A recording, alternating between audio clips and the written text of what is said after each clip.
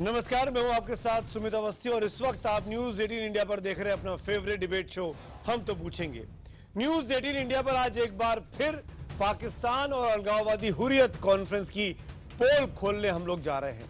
हम तो पूछेंगे में आज हम आपको दो दुर्दांत आतंकियों की बातचीत का एक्सक्लूसिव ऑडियो टेप सुनवाने जा रहे हैं। इन दो आतंकियों में से एक है जाकिर मूसा, जो हिजबुल मुजाहिदीन छोड़कर अब कश्मीर में अल कायदा का चेहरा बन चुका है, जबकि दूसरी आवाज है अबू दुजाना की, जो कश्मीर में आतंकियों का पोस्टर बॉय और हीरो रहे बुरहान वानी का दोस्त था। वही बुरहान वानी जिसे पाकिस्तान और हुर्रियत कॉन्फ्रेंस अपना हीरो बताते नहीं थकते हैं। कश्मीर की लड़कियों के साथ मनमानी के लिए बदनाम दुजाना को भी सुरक्षा बलों ने बुरहान की तरह मौत के घाट उतार दिया है। लेकिन पाकिस्तान ने जिस दुजाना को कश्मीर में आतंक मचाने के लिए भेजा था, मौत से पहले पाकिस्तान और वहां की सरकार फौज की निगरानी में काम करने वाले आतंक के आकाओं को लेकर उसका मोह भंग हो चुका था। आतंकी तक पाकिस्तान का खेल समझ चुके हैं, लेकिन हुर्रियत जैसे अलगाववादी संगठन की खाल इतनी मोटी है कि वो बेकसूर कश्मीरियों को आतंकियों के हाथों मारे जाने के लिए साजिश में शामिल होते हैं। पाकिस्तान के पैसे पर अपने बच्चों को विदेशों में रखते हैं, अय्याशी करते हैं, लेकिन कश्मीरी बच्चों के हाथों में AK-47 और पत्थर देखना चाहते हैं। आज हम तो पूछेंगे में कुछ बड़े और अहम सवाल। हम तो पूछेंगे कि क्या इस्लामिक राज के नाम पर आतंकियों को बरगलाकर पाकिस्तान से कश्मीर भेजा जाता है? क्या पाकिस्तान के पैसे पर पलने वाले हुर्रियत जैसे अलगाववादी संगठन आतंकियों से भी गए गुजरे हैं? और सवाल नंबर 3 जो आज हम पूछेंगे कि क्या कश्मीर में हिंसा के लिए पाकिस्तान के बराबर ही हुर्रियत और उसके समर्थक भी जिम्मेदार हैं? आतंकियों की एक कॉल जो खोल रही है पाकिस्तानियों की पोल। इस विषय पर दिन भर का पहले घटनाक्रम देखते हैं और फिर बड़े मेहमानों के साथ सबसे बड़ी चर्चा।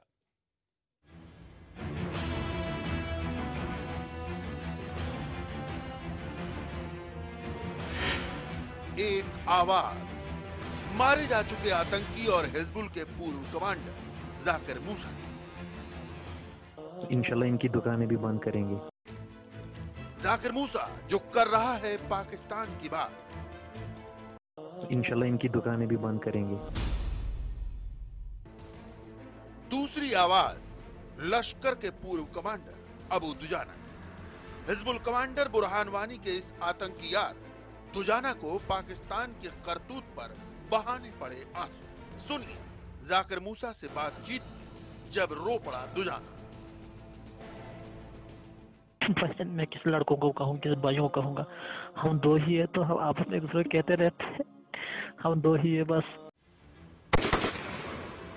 जिन आतंकियों ने कश्मीर में किया खून खराबा, जिन आतंकियों के हाथ बेकसूर कश्मीरियों और सुरक्षा बल के जवानों के खून से रंगे हैं, क्यों हो गया उनका पाकिस्तान से मोह भंग? जो कभी बेकसूरों को मारने में नहीं कांपे, आखिर वो क्यों रोने को हुए मजबूर? हम तो पूछेंगे में बड़ी बहस, आतंकियों की कॉल, पाकिस्तान की खुली पोल। यार मैंने आपको वो नहीं कहा कि मतलब ये पार वाले मतलब मैं उनसे भी बात करा था ना, रेहान और अब्दुल्ला से वगैरह से।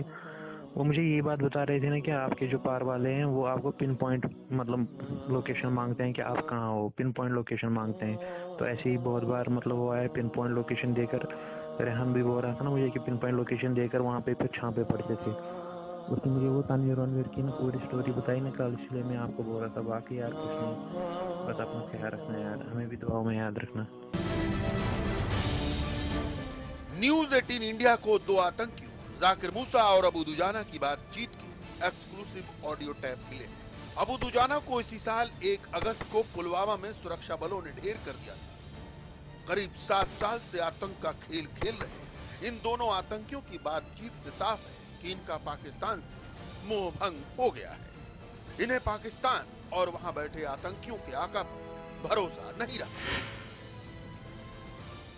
अलबत्ता मैं आपको एक बार बोलता हूँ, एक बात मेरी याद रखना जो यहाँ से में नए लड़के वहाँ भेजे ना, आपके पास भेजे। इनको फिलहाल फील्ड में नहीं भेजना, इस फील्ड में जहाँ ये कहेगा अपनी मर्जी से भाई इनको इताअत करना, ठीक है भाईजान। बहरहाल हमें ना दूंगा ना, मुझे किसी तंजीम में कुछ नहीं है। मैंने कल भी कहा इनको, यार ना मुझे लश्कर से, ना मुझे हिजब से, ना मुझे जेएस से, ना मुझे टीएम से, बीएम से, मुझे किसी से कुछ नहीं यार। मैं इंशाल्लाह चलूंगा जितनी देर मेरी जिंदगी रखी होगी। मुझे पता है कौन क्या है कौन नहीं। असल में पाकिस्तानी दुजाना को कश्मीर में इस्लामिक राज के लिए आतंक के आकाओं ने सरहद पार से भेजा और नारा दिया कश्मीर की आजादी। लेकिन जब कश्मीर के आम लोगों का मन मिजाज और हकीकत इन्हें समझ आई तो इन्हें झटका लगा। इन आतंकियों को समझ में आने लगा कि पाकिस्तान इनका इस्तेमाल भारत के खिलाफ साजिश को अंजाम देने में कर रहा है और नानुकुर करने वालों को खत्म करा देता है। सारे मतलब सबको पता है हक क्या है और वो क्या है, गलत कौन है और सही कौन है, ये तो बोलते रहते हैं। अस्सलाम वालेकुम रहमतुल्लाहि व बरकातहू। ये बात सच है, वो पिन पॉइंट मांगते हैं मगर मैं देता नहीं हूँ। जो पिन पॉइंट देते हैं वो अल्लाह को प्यारा हो जाता है, इसलिए मैं पिन पॉइंट नहीं देता। मुझे सब कुछ पता है कौन किधर कैसे करते हैं। अल्लाह का एक करम है, मैं पिन पॉइंट किसी को नहीं देता हूँ, ना मैं दूंगा किसी को। दुजाना भाई मेरी एक बात याद रखना यार, ये जो जमातें हैं ना पाकिस्तान में यार, इनके साथ कभी नहीं रहना। नबी पाक सल्लल्लाहु अलैहि वसल्लम की एक हदीस भी है ना, अगर आप अकेले भी हो ना, अकेले भी हक पे हो, अकेले भी आप खुद में एक जमात हो, बस हक पे रहना है, बाकी कुछ नहीं। आपको खुद भी पता है कि मतलब ये लोग क्या कर रहे हैं क्या नहीं कर रहे हैं। बाकी ये जो कह रहे हैं ना फितना वितना उठा रहा है, वो वक्त ही फैसला करेगा कौन फितना उठा रहा है और क्या हो रहा है। इंशाल्लाह इनकी दुकानें भी बंद करेंगे। बिल्कुल भाईजान। जाकिर मूसा पाकिस्तानी संगठनों का साथ छोड़कर अल-कायदा में शामिल हो चुका है। दुजाना के साथ उसकी यह बातचीत जिहाद के नाम पर आतंक मचाने वालों की आंखें खोल देने वाली है। ये बातचीत कश्मीरियों के लिए भी आंखें खोलने वाली है। ये बातचीत अलगाववादियों के लिए भी आंखें खोल देने वाली हो जानी चाहिए थी, लेकिन ऐसा नहीं हो रहा। इंशाल्लाह इनकी दुकानें भी बंद करेंगे। मैं किस लड़कों को कहूँ, किस भाइयों को कहूँगा, हम दो ही है तो हम आपस में एक दूसरे को कहते रहते हैं, हम दो ही है बस। जिन अलगाववादियों की अय्याशी का खर्चा ही पाकिस्तान और आतंकी संगठनों के पैसों पर चलता हो, जिन अलगाववादी नेताओं के परिवार पाकिस्तान और आतंकी संगठनों के पैसों पर ही मौज करते हैं, वो भला पाकिस्तान और पाकिस्तान परस्त आतंकी संगठनों की हकीकत से आंखें क्यों मिला? इसलिए हम तो पूछेंगे, क्या आतंकी मूसा और दुजाना ने अलगाववादियों के पाकिस्तान प्रेम की पोल खोल दी है? तो हमारा सवाल एक बार फिर ध्यान से सुनिए, क्योंकि आपके जवाबों का मुझे शो के दौरान लगातार इंतजार रहता है कि क्या आतंकी मूसा और दुजाना ने अलगाववादियों के पाकिस्तान प्रेम की पोल खोल कर रख दी है। अगर आपका जवाब हाँ है तो HTP स्पेस देकर वाई लिखिए, नहीं के लिए HTP स्पेस देकर N लिखिए और 51818 पर आप SMS कर सकते हैं। #HTP और #पाक का पर्दाफाश, इसके जरिए भी आप ट्वीट कर सकते हैं और अपने सुझाव हम तक पहुंचा सकते हैं हमारे ट्विटर हैंडल पर, हमारे फेसबुक पेज पर। मेहमानों का परिचय कराते हैं जो खास लोग मेरे साथ इस डिबेट में जुड़ रहे हैं। उसमें यहाँ स्टूडियो में सामाजिक कार्यकर्ता ललित अंबरदार साहब मेरे साथ है, आपका स्वागत है। मेरे साथ इस डिबेट में जो लोग और शिरकत कर रहे हैं उसमें मौलाना अतर हुसैन दहलवी साहब है जो कि अध्यक्ष हैं अंजुमन मिनहाज रसूल के, और साथ में जो लोग बाहर से मेरे साथ जुड़ रहे हैं उसमें आपका परिचय कराऊं, भारतीय जनता पार्टी के प्रवक्ता डॉक्टर संबित पात्रा इस वक्त मुंबई से हमारे साथ हैं, कर्नल आलहसन सिंह जो कि फॉर्मर ऑफिसर है रॉ के, आपका भी स्वागत है कर्नल साहब। मेरे साथ सैयद बाबर कादरी जी हैं जो कि वरिष्ठ वकील हैं श्रीनगर से, और इरफान हफीज लोन ये भी एक्टिविस्ट हैं, लॉयर हैं। आप चारों का इस डिबेट में मैं स्वागत करता हूं। शुरुआत, पहला सवाल बाबर कादरी मैं आपसे पूछना चाहता हूं, बुरहान वानी को हीरो मानते हैं, हाँ या ना? हाँ। अबू दुजाना को? हाँ। जाकिर मूसा को? अबू दुजाना कश्मीर का सपूत, जाकिर मूसा को भी, सब हमारी कश्मीरी भाई हैं। वो अबू दुजाना जो इस्लाम फैलाने की बात कर रहा है, जो अल कायदा का हिस्सा है, वो आपका हीरो है? जनाब अबू दुजाना गिलगित बल्तिस्तान का रहने वाला है और हर कोई जो भी कश्मीर का सन ऑफ द सॉइल है, मैं उससे मोहब्बत करता हूं एज ए नेशनलिस्ट कश्मीर। और भले ही वो इस देश को तोड़ना चाहता हो, भले वो इस्लाम के नाम पर आईसिस की पैरवी करता हो, बाबर कादरी देखिए, देश किसे आप कहते हैं? आप कश्मीर को देश कहते हैं कि या हिंदुस्तान को आप देश कहते हैं? अगर हम हिंदुस्तान को देश करते हैं तो हम कश्मीरी अपने आप जाकिर को मूसा तो हिंदुस्तानी नहीं कश्मीर को भी समझते। देश नहीं कहता, अबू दुजाना भी कश्मीर को देश नहीं कहता। सुना कि नहीं सुना इस ऑडियो टेप में? वो साफ कहते हैं कि देखिए, पाकिस्तान उनकी हमारा सोच क्या- इस्तेमाल कर रहा है। देखें उनकी सोच क्या है, देखें उनकी सोच क्या है क्या नहीं है, मुझे उसके साथ कुछ नहीं है। मगर नहीं, आपके अगर तो वो भाई ये हैं। समझते हैं कि पाकिस्तान आपके तो उनका भाई हैं, दुश्मन अभी है, आपने कहा। तो आप ना जाकिर मूसा ने आपके सामने सरेंडर किया, ना दुजाना ने आपके सामने सरेंडर किया। आपके आपने सामने ऑफर किया की है। थी। इसका ये मतलब है अगर पाकिस्तान के साथ उनकी कुछ रंजिशें हैं, मगर हिंदुस्तानी भी नहीं है, ये समझ लें आप। आप मुझे बताओ बाबर कादरी, आप कश्मीर के साथ हो कि पाकिस्तान के साथ हो? मुझे तो लग रहा है कि आप मैं पाकिस्तान के कश्मीर वकील के बन के साथ हूं, बैठे हो। कश्मीरी अवाम के साथ है। मुझे तो लग रहा है पाकिस्तान के वकील मैं बन के as a बैठे हो। nationalist कश्मीरी बोलता हूं। और आपके कश्मीरी भाई अबू मैं दुजाना, तो कहता जाकिर हूं, मूसा मैं कश्मीरी इस nationalist बातचीत में हूं। बोल रहे हैं कि पाकिस्तान हमको वाइप आउट करा रहा है, हमारा इस्तेमाल कर रहा है। फिर हमको- आपके सामने सरेंडर क्यों नहीं करते हैं? फिर अरे दुजाना मार डाला फिर गया। दुजाना ने अबू आपकी दुजाना आर्मी तो के दूसरी सामने दुनिया में surrender आज क्यों की नहीं तारीख किया? में। समझ में आया कि नहीं आपको अभी कुछ? वही मैं कह रहा हूं ना, मगर सरेंडर नहीं किया, सरेंडर तो नहीं किया ना। इस पे जालिब का एक शेर सुने, रक्स अरे जंजीर शेर में भी छोड़िए किया आप। जाता है, चूहे दूसरी पे शेर नवाब की बात आजादी करते हैं। गुलामी भी बाबर गुलामी है अभी। बाबर देखिए- साहब, मुझे देखिए, इस बात का मतलब जिक्र ये है करिए। कि देखिए- अरे देखिए- ये मुशायरा नहीं देखिए, हो रहा उनकी है। रंजिशें हो सकती कादरी हैं, साहब, आपस में रंजिशें हो कादरी साहब, सकती हैं, मुशायरा मुझे नहीं है, पता प्लीज क्या मसला है। Come to the point. बहुत सीरियस मैटर पे हम लोग यहाँ बैठे हुए हैं और इसकी बात करते हुए देखिए, जिसको आप बहुत हीरो बड़ी बता बातें रहे हैं, दो लफ्जों में की जा सकती है, अगर आप आप समझने के लिए तैयार हो तो। मैं आता हूं ललित आपके पास। ललित बोलना चाह रहे हैं, एक सवाल का जवाब दीजिए मुझे, मेरे यहाँ बहुत सीधा सा। बाबर कादरी, आपको सैयद सलाउद्दीन, आपको अबू दुजाना, जाकिर मूसा, बुरहान वानी हीरो दिखाई देते हैं, और कोई नजर नहीं आता कश्मीर में जो कश्मीर की आवाम के लिए, कश्मीर की शांति के लिए काम कर रहा है? आप सड़क आपके लिए मैं एक ऑफर रखता हूं, आप मेरे पास आ जाएं, मेरे घर में रह जाएं, मैं आपको डाउनटाउन की सड़कों पे ले जाता हूं। आप सड़कों पे देखें किनका नाम लिखा है एचएम, लिखा है जाकिर, लिखा है सलाउद्दीन, लिखा है इसको रियाज नायकू, लिखा है जनाब दुजाना। ये तो आपको हकीकत माननी पड़ेगी ना। जनाब दुजाना, आवाम का रुख आप देखें। ललित अंबरदार, संबित में आता हूं, ललित बोलना चाह रहे हैं। सुमित जी, इन लोगों को अगर आप बोलेंगे कि उसामा बिन लादेन के साथ क्या रिश्ता है, ये उसको भी अबू भैया बोल देंगे, अबू इस भाई।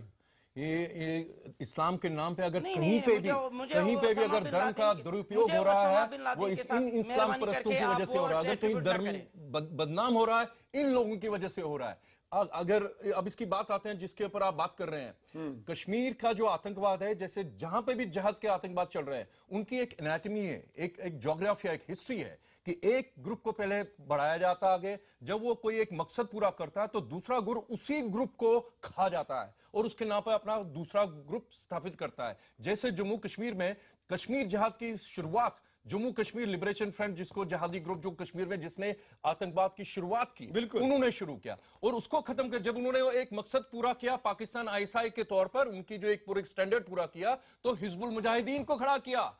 जेकेएलएफ के लोग शुरू में हिंदुस्तानी फौज से ज्यादा हिजबुल मुजाहिदीन के द्वारा मारे गए। और जो बार बार बोलते हैं कि हमने सरेंडर किया, हमने सिसेशन हम आर्म्स किया, हमने एक गांधी जी का रास्ता अपनाया, वो झूठ है। क्योंकि पाकिस्तान से भेजे गए हिजबुल मुजाहिदीन के लोगों ने उनको खत्म किया, क्योंकि उन्होंने आईएसआई की एक मुहिम को किसी हद तक लाया था। अब जो कुछ हो रहा है, लश्कर तैयबा हिजबुल मुजाहिदीन को खत्म करने की कोशिश कर रही है और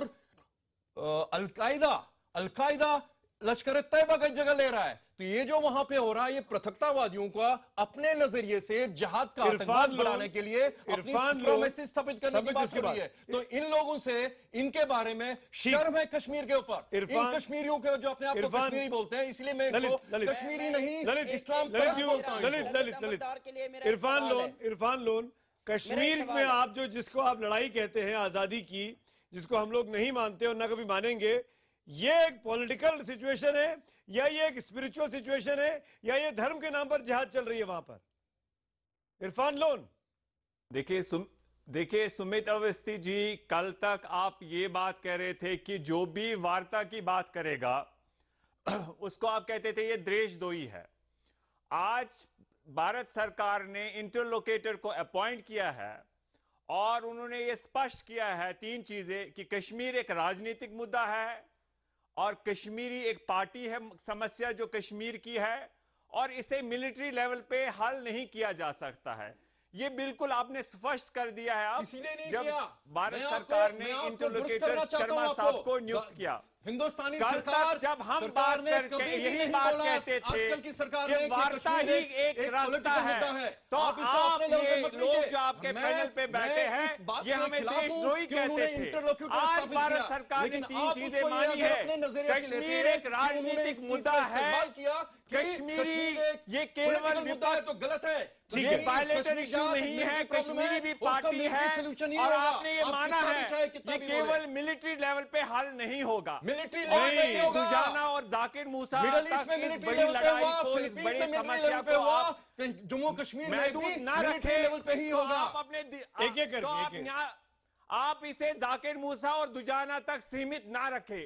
अरे भाई हम नहीं रखना चाहते हैं। कश्मीर एक बहुत बड़ा मुद्दा है। इरफान 70 लोन साल से इरफान चला आ लोन रहा है। इरफान लोन और इरफान मैं लोन आपसे कहना चाहूंगा, इरफान लोन आपके 2 जी। हीरो जिनको आप लोग हीरो कहते हैं उनका एक ऑडियो टेप सामने आया है। उनकी आवाजें घाटी में घर घरों में बजती हैं। उनकी आवाजें कोई बच्चा रिकॉग्नाइज कर सकता है और वो किस पैनिक में है। पाकिस्तान की पोल खोलती उस बातचीत को सुनकर समझ में नहीं आता कि हुर्रियत अरे इस्तेमाल सुमित जी, करती आप रही। कौन सी नई बात बोल रहे हैं? आप जरा सुनिए ना। पाकिस्तान की नीति रही है पॉलिटिकल, डिप्लोमेटिक, मॉरल सपोर्ट हम कश्मीर स्ट्रगल को कर रहे हैं।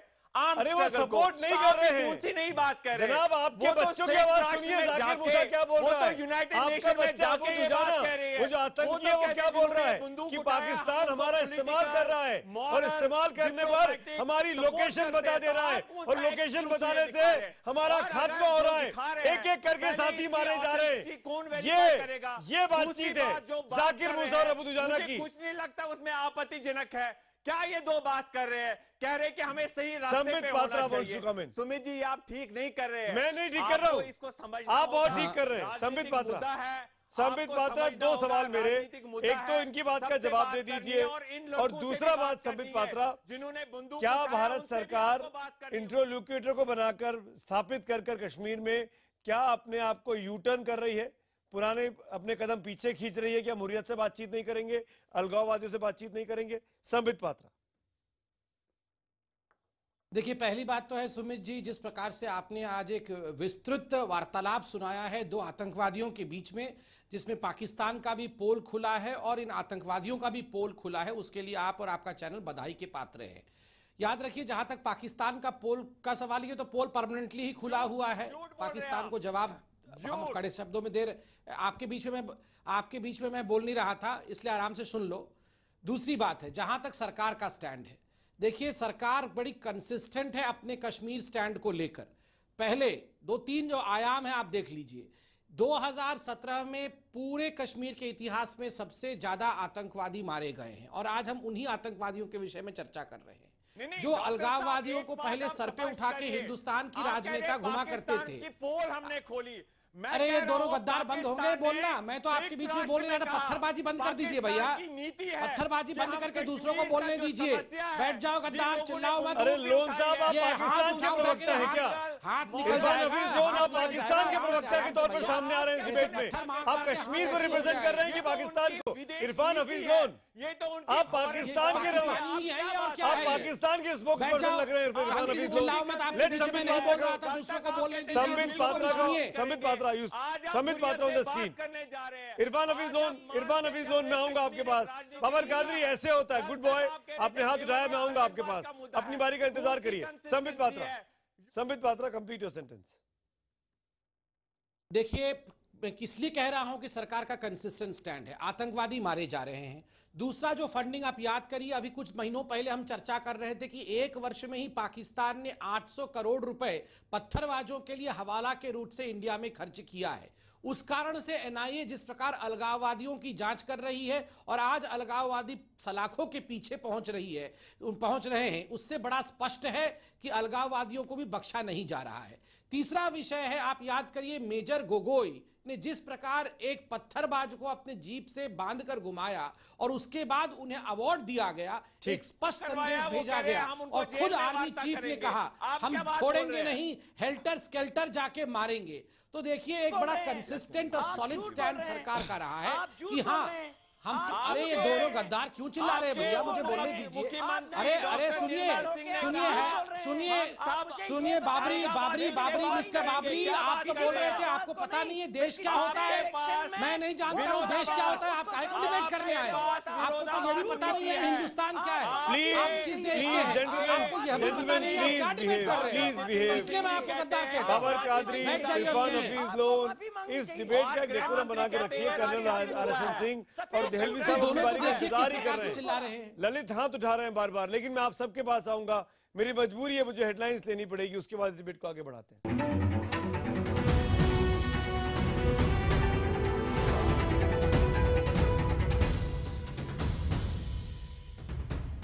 अलगाववादियों को पहले सर पे उठा के हिंदुस्तान की राजनेता घुमा करते थे। पोल हमने खोली। अरे ये दोनों गद्दार बंद होंगे बोलना, मैं तो आपके बीच में बोल नहीं रहा था। पत्थरबाजी बंद कर दीजिए भैया, पत्थरबाजी बंद करके दूसरों को बोलने दीजिए। बैठ जाओ गद्दार, चिल्लाओ मत। अरे लोन साहब आप पाकिस्तान के प्रवक्ता हैं क्या?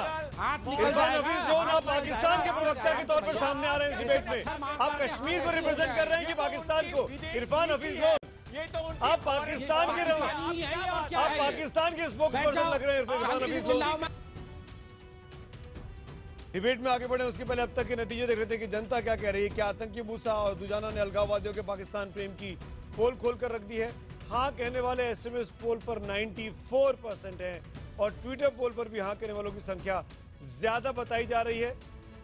कुल 95% लोग, 95% लोग यहाँ भी हाँ में जवाब दे रहे हैं कि पाकिस्तान की पोल खुल जाती है, अलगाववादियों की असलियत सामने आती है। और शायद यही बात है कर्नल सिंह में जो मैं आपसे जानना चाहता हूं कि बाबर कादरी, इरफान हफीज लोन जैसे लोग जो पैरवी करते हैं हुर्रियत कॉन्फ्रेंस की, सेपरेटिस्ट की, इनको क्यों समझ में नहीं आता कि पाकिस्तान इनका इस्तेमाल कर रहा है? चाहे अबू दुजाना हो, चाहे जाकिर मूसा हो, चाहे बुरहान वानी हो, इन सब का इस्तेमाल किया गया। और पाकिस्तान की असलियत अब जब खुद इनके लड़के अपने मुंह से बता रहे हैं मरते मरते, उस पर भी इनको भरोसा नहीं हो रहा है। कर्नल सिंह देखिए, जो आपके साथ पैनलिस्ट बैठे हुए हैं, मैं उन पे कोई मैं कहना चाहता हूं लोन साहब, मैंने कर्नल सिंह का नाम लिया है। लोन साहब अगर आप सबको डिस्टर्ब करेंगे तो मुझे आपका ऑडियो डिप करना पड़ेगा, फिर आप शिकायत मत करिएगा। प्लीज आप हाथ उठाइए बाबर कादरी की तरह, मैं आऊंगा आपके पास। Colonel Singh on the screen. Colonel Singh, मैं कह रहा था कि जो पैनल में हमारे गेस्ट बैठे हुए हैं उनके बारे में मैं कोई टिप्पणी नहीं करना चाहता, लेकिन आपने जो वो इंटरसेप्ट्स आज सुनाए हैं जी, उससे एक चीज बहुत साफ जाहिर है, और ये बात का मुझे ऐसे भी बहुत पहले से इल्म है कि आप अगर देखें तो अगर अबू दुजाना और जाकिर मूसा अगर वो मरने के पहले वो इकट्ठे आ रहे थे, मतलब अबू दुजाना के मरने के पहले, या जाकिर मूसा या बुरहान वानी के एसोसिएट्स अल कायदा ज्वाइन कर रहे हैं, तो इसमें कोई हैरानी की बात नहीं है।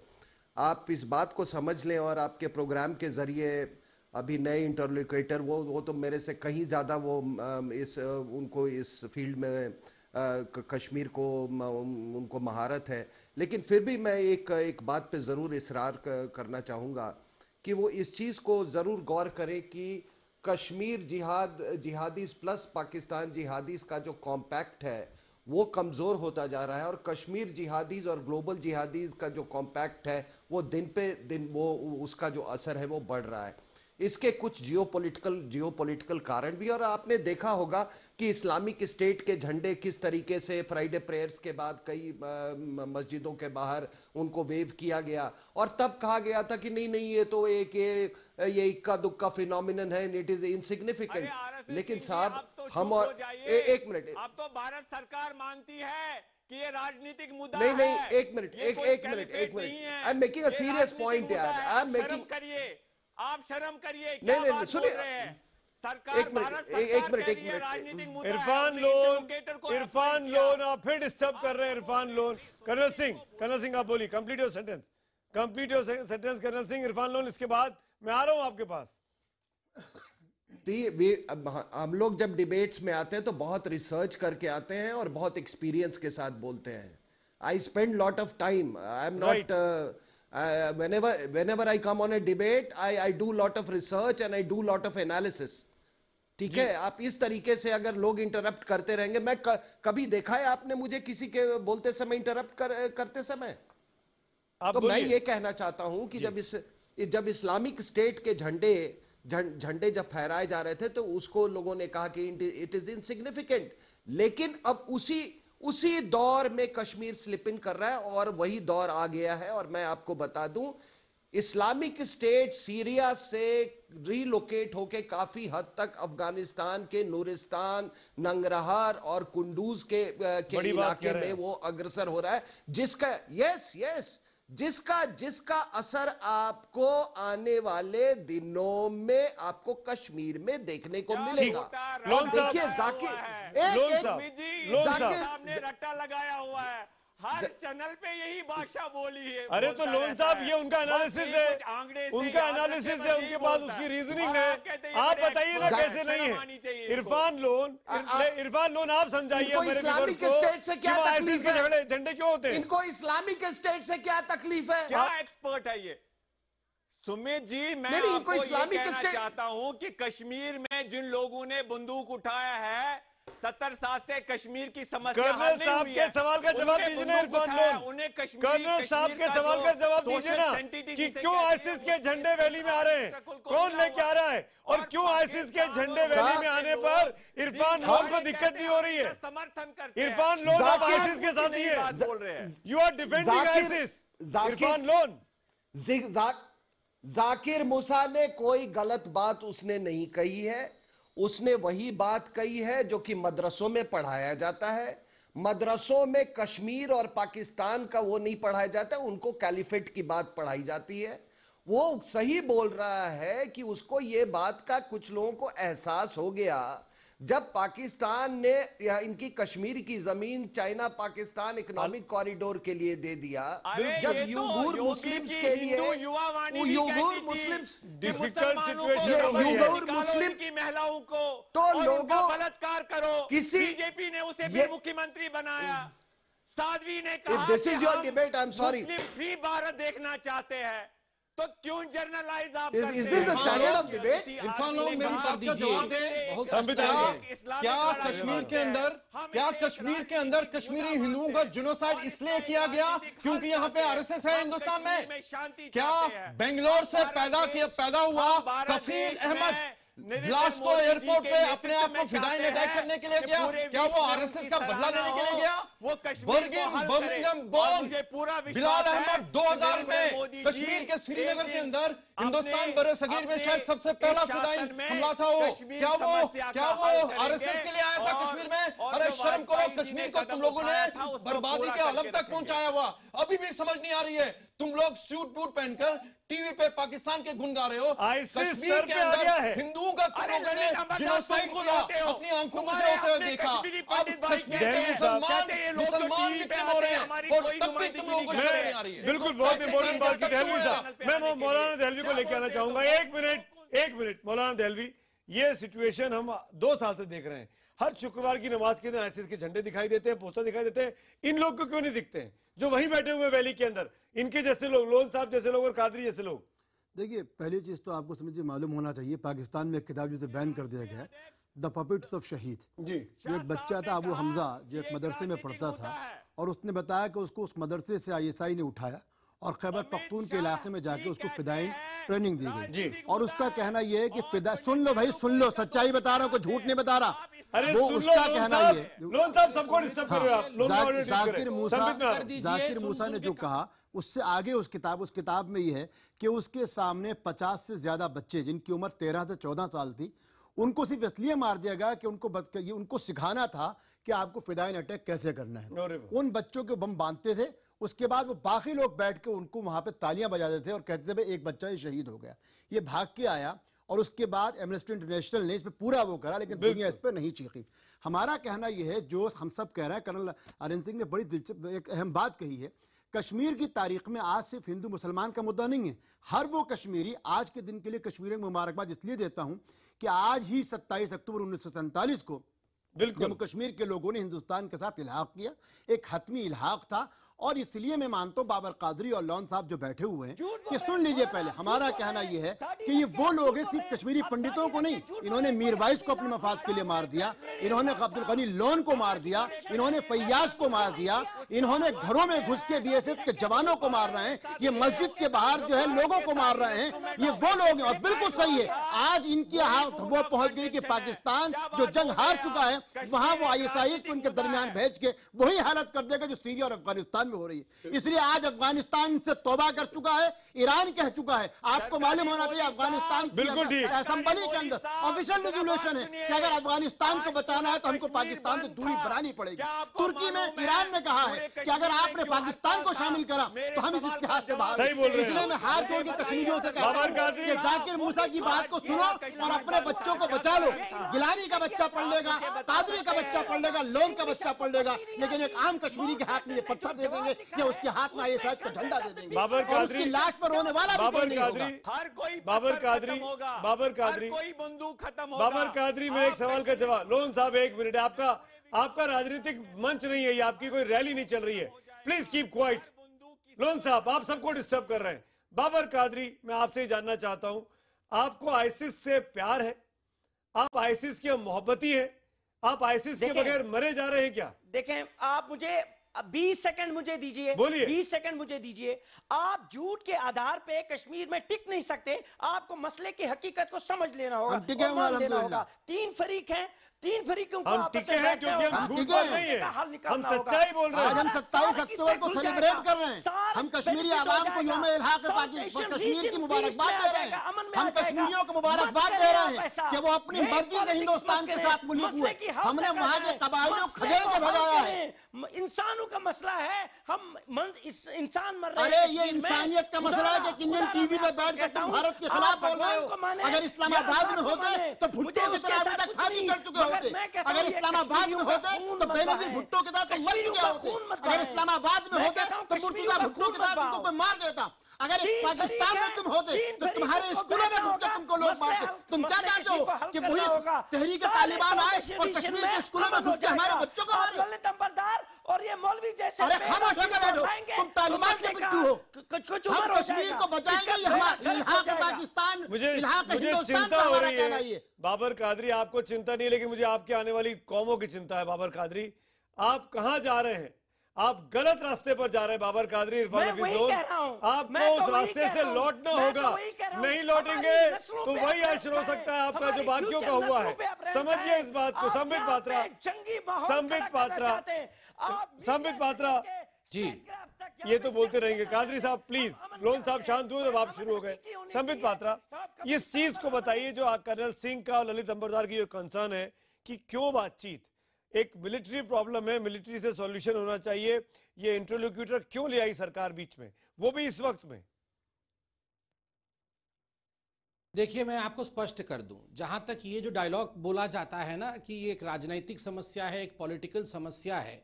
पॉलिटिकल समस्या क्या होती है? पॉलिटिकल समस्या ये तो नहीं हो सकती है कि आपके विषय में हम आपको आज़ादी के बारे में बात करेंगे या ये बात करेंगे कि आपको लिबरेट कर दिया जाएगा। अरे आप हिंदुस्तान के हिस्सा हो और इसका रिजोल्यूशन ऑलरेडी इंडियन पार्लियामेंट ने पास कर दिया है कि Jammu Kashmir is an integral part of India. तो इसमें कोई इफ्स एंड बट्स नहीं है। कॉन्स्टिट्यूशन के दायरे में बातचीत होगी। हुर्रियत करार को पढ़िएगा तो उसमें लिखा हुआ है ऑन लेजिटिमेट एस्पिरेशंस। एक सेकंड, ये इंपॉर्टेंट बात मैं कर रहा हूं, ध्यान से सुन लीजिए, डिस्टर्ब मत करिए। उसमें लिखा हुआ है टॉक्स ऑन लेजिटिमेट एस्पिरेशंस। और लेजिटिमेट एस्पिरेशन क्या होता है? लेजिटिमेट एस्पिरेशन होता है डेवलपमेंट, लेजिटिमेट एस्पिरेशन होती है पढ़ाई, लेजिटिमेट एस्पिरेशन होता है नौकरी।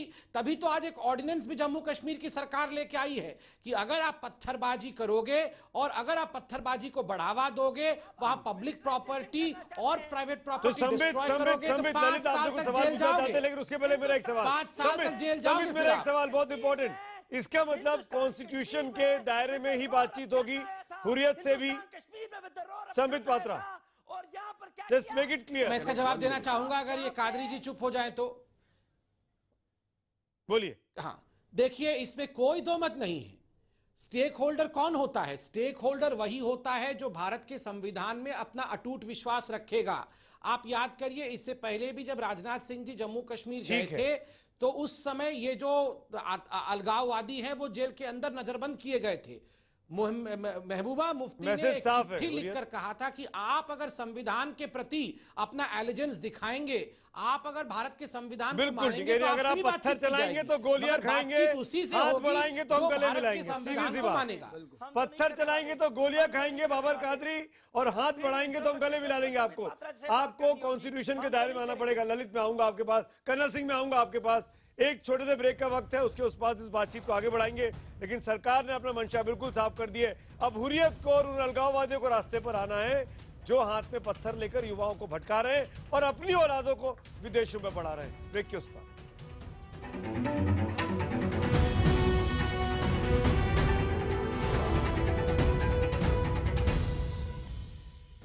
मैं हाथ जोड़ के कश्मीरियों से कहता हूं कि जाकिर मूसा की बात को सुनो और अपने बच्चों को बचा लो। गिलानी का बच्चा पढ़ लेगा, कादरी का बच्चा पढ़ लेगा, लोन का बच्चा पढ़ लेगा, लेकिन एक आम कश्मीरी के हाथ में ये पत्थर दे देंगे या उसके हाथ में आईएसआई का झंडा दे देंगे और उसकी लाश पर रोने वाला भी कोई नहीं होगा। हम आगे बढ़े, उसके बाद अब तक के नतीजे देख लेते हैं। दर्शक क्या कह रहे हैं कि क्या आतंकी मूसा दुजाना ने अलगाववादियों के पाकिस्तान प्रेम की पोल खोलकर रख दी है? हाँ कहने वाले 96% लोग हैं और ट्विटर पोल पर भी हाँ कहने वालों की संख्या बीती बार 95% थी, इस बार भी 95% पर बनी हुई है। तो अलगाववादियों की पोल खुल रही है, लेकिन बाबर कादरी और इरफान हफीज लोगों को समझ में नहीं आ रहा। मैं आऊंगा आप दोनों के पास, एक मिनट। कर्नल RSN सिंह, मैं आपसे जानना चाहता हूं, मासूम बच्चों के स्कूल जला दिए जा रहे हैं, मासूम लोगों को निशाना बनाया जा रहा है, लेफ्टिनेंट फयाज को मारा जा रहा है, ये तमाम चीजें इन लोगों के सामने हो रही हैं, ये तब भी आंखें मूंद करके बैठे हुए हैं। इसका क्या मतलब है कर्नल सिंह? क्या इन लोगों का भी ब्रेन वॉश है?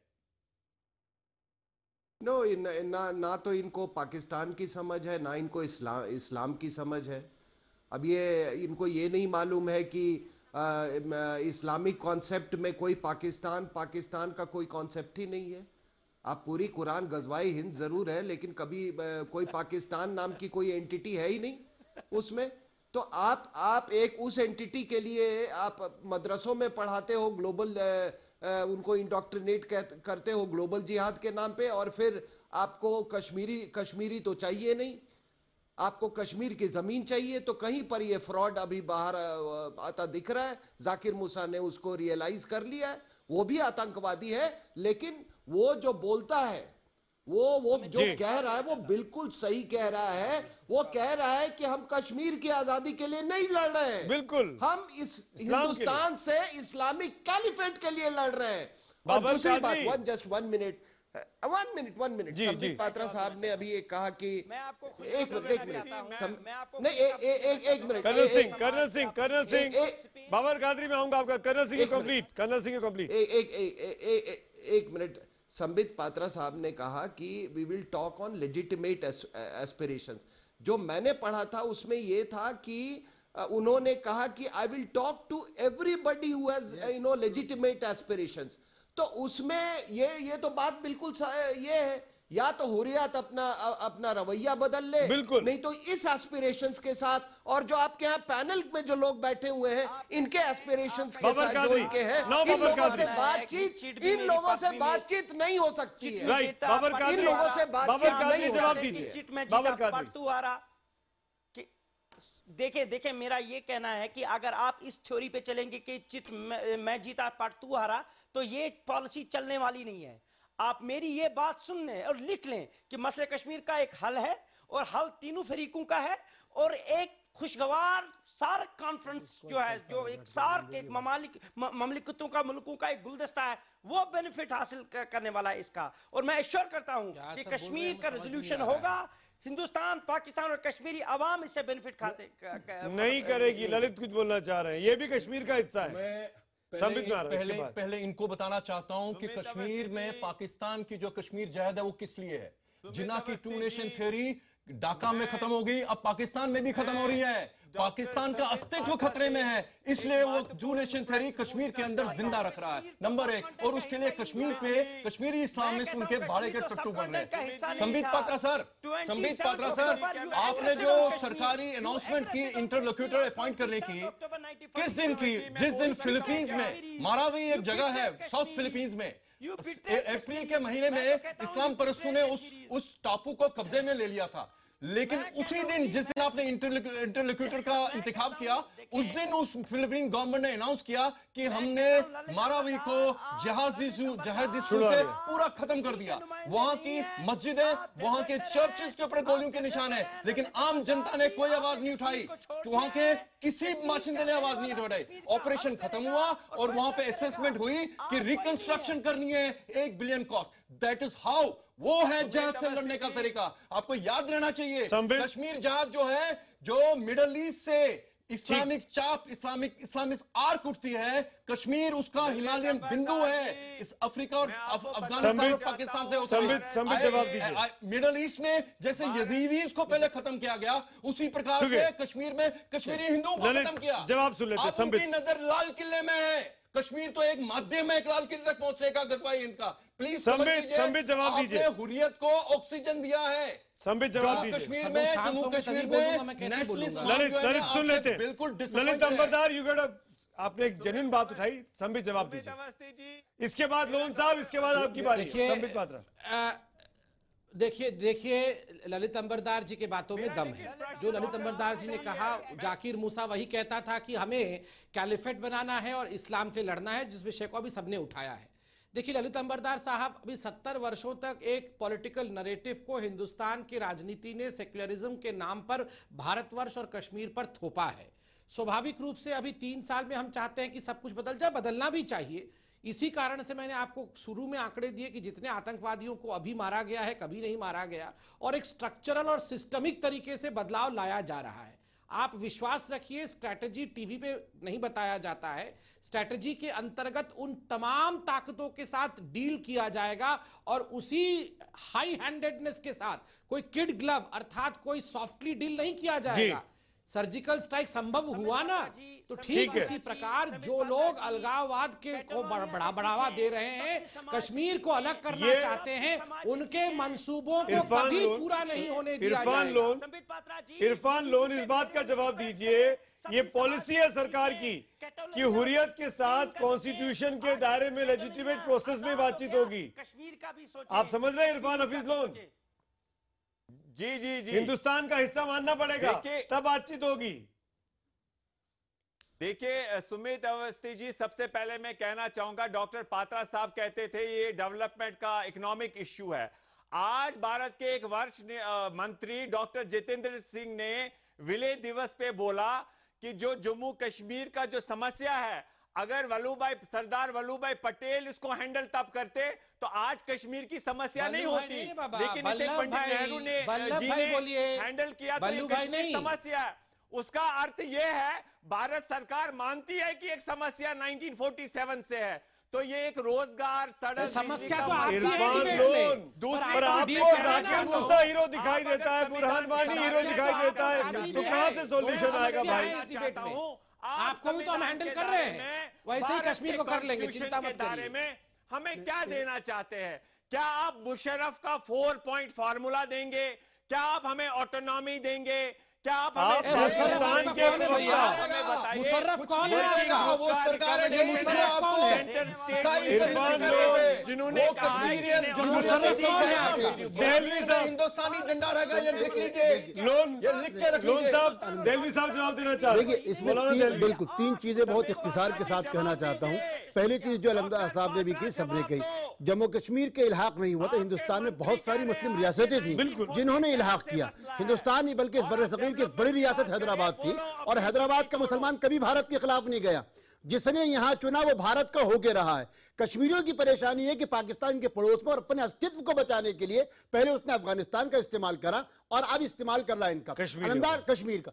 दूसरी चीज यह कि टनल के इस पार का जो मुसलमान है, कि वो राजौरी का हो, पूंछ का हो, किश्तवाड़ा का हो, भदरवा का हो, वहां का हिंदू, वहां का मुसलमान लगातार एक साथ मिलकर अपनी सीमाओं की रक्षा कर रहा है और कश्मीरी आतंकवाद जो है या पाकिस्तानी स्पॉन्सर आतंकवाद का मुकाबला कर रहा है। मैं इनसे कहता हूं जो कश्मीर की अलगाववादी हैं, बाबर कादरी, इरफान लोन, ये जितने हुर्रियत के लोग सुन रहे हैं, अगर राजौरी के लोग आपकी बात नहीं सुन रहे, किश्तवाड़ और भदरवा के लोग आपको नकार रहे, इस बात की दलील है कि वो अपने बच्चों को वो नहीं चाहते जो आप बना रहे हैं। इसलिए आइए और आज इल्हाक के दिन शिया इनके साथ नहीं है, कोई इनके साथ नहीं है, इनके साथ नहीं है, जम्मू के हिंदू मुस्लिम सब साथ एक साथ मिलकर जो है वो भारत के साथ है। जम्मू कश्मीर का मसला, अरे भाई इस्लाम परस आप तो आपके साथ कश्मीर के शिया भी नहीं है। ललित मैं आपकी बात से ललित मैं आपकी बात से 100% सहमत हूँ।